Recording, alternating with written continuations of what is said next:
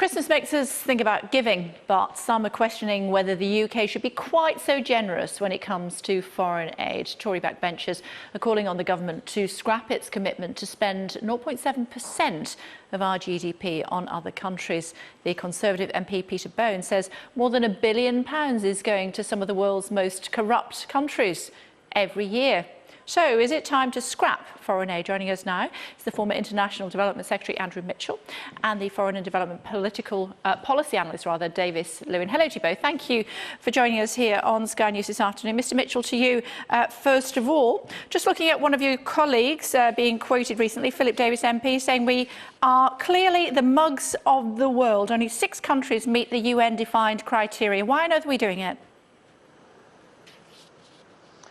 Well, Peter and Philip, and perhaps 2 or 3 others, do not really represent the mainstream in Parliament or in the Conservative Party.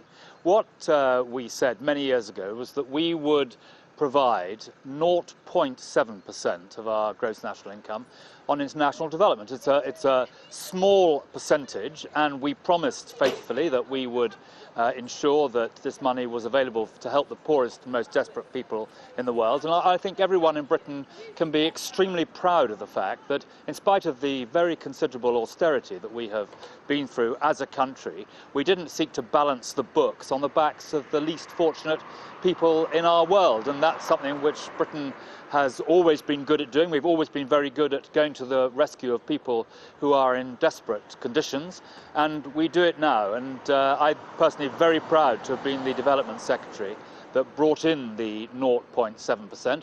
Of course, we've got to spend the money well, and we should do everything we can to make sure that for every hard-pressed taxpayer's pound that we spend on development, we really do get 100 pence of delivery on the ground, and that's what we're seeking to do. David Lewin, £12.2 billion last year, supported by the majority of Britons. Why are they all wrong?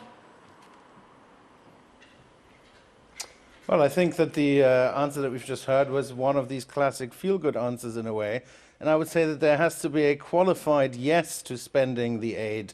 But the qualifications is the problem, that they are now out of kilter with the realities that many people perceive that what's going on. And I think that it's no longer deniable. Of course, the stories that we hear about the girl bands in Africa and all sorts of other, frankly, inconceivable projects being funded with this money has people asking, well, what on earth is going on here? But the truth is that there is a much bigger problem in terms of the complex, the aid complex around these programs, around DFID, around some of the major charities, and indeed some of the private corporate programs that are working on this and that have been, frankly, allowed to get out of control in a way that sees millions and millions of pounds of taxpayer money spent in ways that are completely unacceptable, not just to the taxpayer, but to any reasonable observer in that way. And so I think that, first of all, we have to welcome the very clear message that Priti Patel, the current Secretary of State, has sent.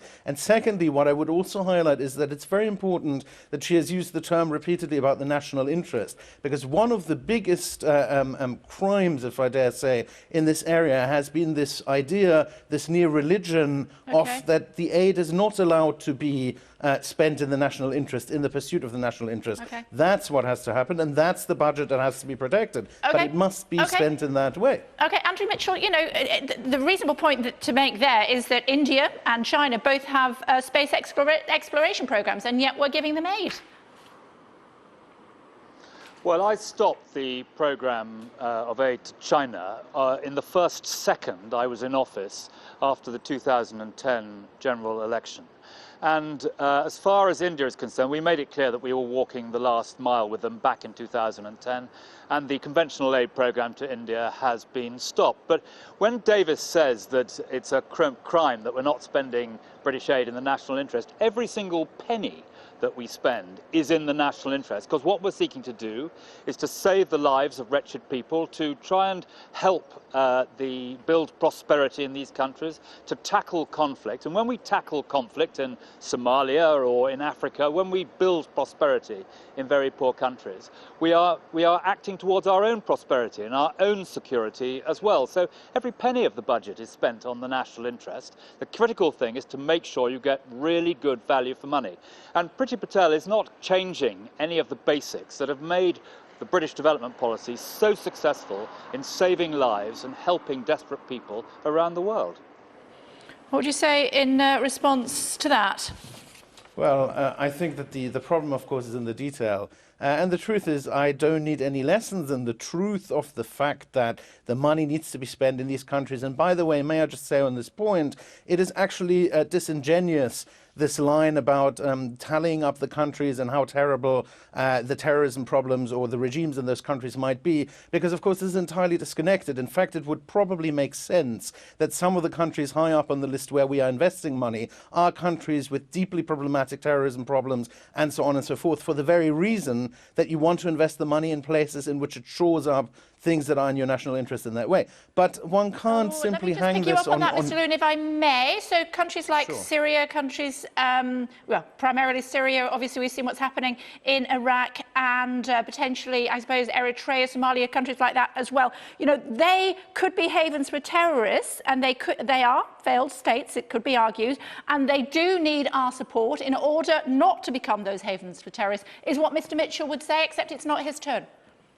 Well, that's exactly the point I'm making. And as a result, I'm saying that Mr. Bowen's assertions about the problematic list of countries doesn't quite hold up in the face of that. But the problem is in the detail, and this is also my response in terms of Mr. Mitchell speaking about the emotive terminology underneath that. We all get that it makes sense to spend taxpayer money abroad, but only in the context of a very strategically thought out policy. Like you say in Syria, for example, it's abundantly clear that Britain has grave interests in ensuring the stability of that country, but in a very determined and very clear way in that sense. And what is missing from that conversation, and what I do feel that the current Secretary of State has begun to address, is the underlying factors of this unbelievable racket, frankly, of waste, of a small group of organizations and the department and so on and so forth being unaccountable for a large chunk of the kinds of things that go on. And the list of things that goes on, you know, there's a litany. I don't think there can be any discussion that they wouldn't pass a normal kind of assessment by the chief executive of any company in this country. Okay, it is Mr. Mitchell's turn now. Well, we don't hear from Davis what precisely he is complaining about. The British development budget is very strategically applied. The officials who run it are brilliant officials. They do a very good job indeed. It's the most transparent budget in Whitehall. Everything above £500 appears on a website. You know, it's completely open. And one of the reasons why Davis and others can pick over it is because it is so transparent. And I'm not saying that every penny of British aid is spent as well as it could be. Obviously, you know, we operate in very difficult circumstances around the world where disorder, turmoil and conflict and famine are everyday lifetime events. But, you know, by and large, the British development budget is extremely well spent. It is directly targeting conflict and turmoil and misery and deep ingrained poverty. And it's doing it extremely well. You know, we must always strive to do it better, but that has been the aim of the coalition government, this Conservative government, to make sure that we really do get every penny of value we possibly can, and that's what we're going to go on doing. Okay, Mr. Lewin, I'm just looking at some of the monies that were spent in 2015. 9 million children into primary schools, immunising more than 55 million children against preventable diseases, saving the lives of at least 250,000 newborns, and encouraging global action on climate change. There you go, it is being spent properly. Well, let me just take the bait just for a moment. But before I do, I want to be absolutely clear about two things. Number one, of course, nobody is impugning the idea that there are many very dedicated people who have dedicated their lives to it. And the second thing, what's even more important to say, is actually Britain, when it comes to these kinds of things, is one of the world leaders, undoubtedly, in the way that it does it, and including in transparency. But it's not a good enough argument for him to say that that's the very reason why we can pour over it. Because frankly, yes, it's true, there are the programs for the children, and there are many, many programs that were being encapsulated in these complains that are deserving programs that have to be maintained. But the problem is that there are also many programs that aren't. And I would put to you this: you don't end up funding girl bands in Africa, or the other famous example is, of course, these programs against flatulence in animals. If you don't have some ideological lens through which you see the world in that way, that begins to get very, very vague at the end, where you're talking about broad categories of climate change or economic development or whatever it is in that way. There isn't enough money for these kinds of programs, and these kinds of programs don't exist if you begin to look at it through a very strategic framework, again, focused on the national interest, closely tied to the defense and foreign office budget in a much more targeted way, and then you won't have the taxpayers wondering why on earth you're funding these programs. I'm afraid we are out of time, but very, very briefly, gentlemen, both of you, very, very briefly, if you would, how much longer do you think, Mr. Mitchell, this will be ring-fenced, this 0.7%? Well, you know, it's been very clearly the policy of all the major political parties in Britain.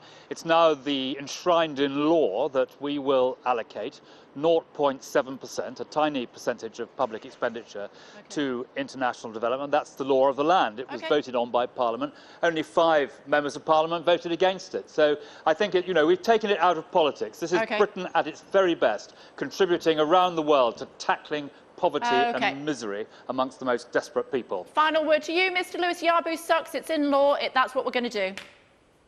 Well, I think that the question of whether the money is protected is one thing, but I think that definitely change is coming to that part of government, and I think it's a very welcome thing that it is finally coming. Gentlemen, great to talk to both of you. Thank you so much for joining us on Sky News this afternoon. Thank you. Thank you very much.